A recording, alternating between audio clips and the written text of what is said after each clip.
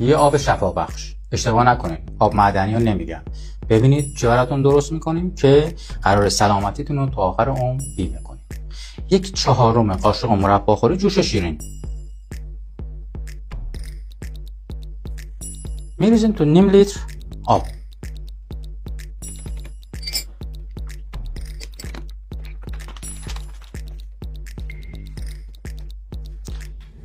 روزانه 1 بار، بهتره که 1 ساعت قبل از نهار این کارو بکنین. میتونین تو ساعت‌های دیگه هم این کارو انجام بدین.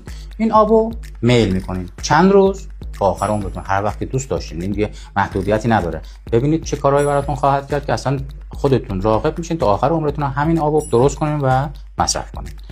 اما خواص این آب، جوش شیرین باعث میشه یه ذره این آب قلیایی بشه.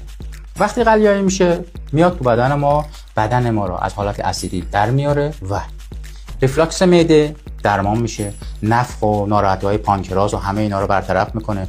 نارسایی کلیه رو هم پیشگیری میکنه هم درمان میکنه. اسیدوری کراتین بالا، سنگ کلیه، همه اینا رو براتون درمان میکنه.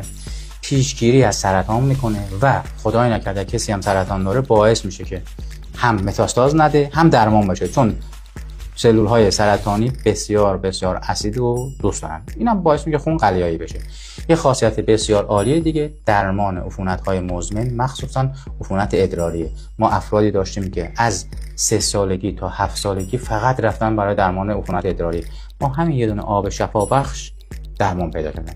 خواص بی‌نظیر دیگه‌ای هم داره که براتون تو کپشن می‌نویسیم و مطالعه کنید.